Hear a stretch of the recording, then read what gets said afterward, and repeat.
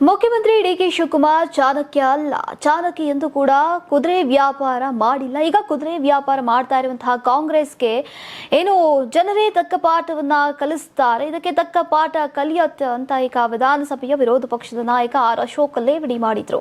ಬೆಳಗಾವಿಯಲ್ಲಿ ಮಾತನಾಡಿದಂತಹ ಅವರು ಪರಿಷತ್ ಚುನಾವಣೆ ಬಳಿಕ ಸಿಎಂ ಡಿಕೆ ಶಿವಕುಮಾರ್ ಅವರು ತಂತ್ರ ಚಾಣಕ್ಯ ತಂತ್ರ ಅಂತ ಬಣ್ಣಿಸ್ತಾ ಇರುವಂತಹ ವಿಚಾರಕ್ಕೆ ಈಗ ಪ್ರತಿಕ್ರಿಯಿಸಿದಂತಹ ಅವರು ಡಿಕೆಶಿ ಚಾಣಕ್ಯ ಯಾವೂರ್ಗೆ ನಾವು 17 ಜನ ಶಾಸಕರನ್ನ ಕರೆದುಕೊಂಡು ಹೋದಾಗ ಈ ಚಾಣಕ್ಯ ಎಲ್ಲಿದ್ದ?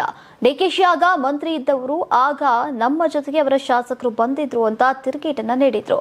2019ರಲ್ಲಿ ಕಾಂಗ್ರೆಸ್ ಶಾಸಕರು ಮುಂಬೈಗೆ ಹೋದಾಗ ಇದೇ ಕಾಂಗ್ರೆಸ್ ನಾಯಕರು ಕುದುರೆ ವ್ಯಾಪಾರ ಅಂದಿದ್ರು. ನಮ್ಮ ಜೊತೆಗೆ ಕಾಂಗ್ರೆಸ್ ಶಾಸಕರು ಬಂದಾಗ ಆಪರೇಷನ್ ಕಮಲ ಅಂತ ಹೇಳಿದ್ದೀರಿ, ಆಗ ನಮಗೆ ಬುದ್ಧಿ ಹೇಳ್ತೀರಾ? ಈಗ ನೀವು ಮಾಡಿದ್ದೇನು? ನಾಚಿಕೆ ಆಗಲ್ವಾ? ಕಾಂಗ್ರೆಸ್ಗೆ ಇದು ತಿರುಗುಬಾನ ಆಗತ್ತೆ, ನಾವೇ ಉತ್ತರವನ್ನ ಕೊಡ್ತೀವಿ ಅಂತ ಆರ್ ಅಶೋಕ್ ಅವರು ಸವಾಲನ್ನ ಹಾಕಿದ್ದಾರೆ. ಪರಿಷತ್ ಚುನಾವಣೆಯಲ್ಲಿ ಪಕ್ಷಕ್ಕೆ ದ್ರೋಹ ವಂಚನೆ ಬಗ್ದಿರೋದು ನಿಜ.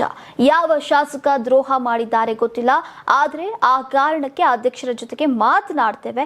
ಈ ವಿಚಾರವಾಗಿ ಚರ್ಚಿಸೋಕೆ ನಮ್ಮ ಹೈಕಮಾಂಡ್ ನಾಯಕರ ಭೇಟಿಗೆ ಸಮಯವನ್ನ ಕೇಳಿದ್ದೇವೆ. ಚುನಾವಣೆಯಲ್ಲಿ ಕಾಂಗ್ರೆಸ್ ಕುದುರೆ ವ್ಯಾಪಾರ ಹಣದ ಹೊಳೆ ಹರಿಸ್ತಾ ಇರೋದನ್ನ ತಿಳಿಸ್ತೇವೆ. ಪಕ್ಷದ ಅಂದ್ರೆ ಪರಿಷತ್ ಚುನಾವಣೆಯಲ್ಲಿ ಈ ರೀತಿ ಮಾಡಿರುವುದು ಕಾಂಗ್ರೆಸ್ಗೆ ಒಳ್ಳೆಯದಲ್ಲ ಅಂತ ಆರ್ ಅಶೋಕ್ ಹರಿಹಾಯ್ದ್ರು.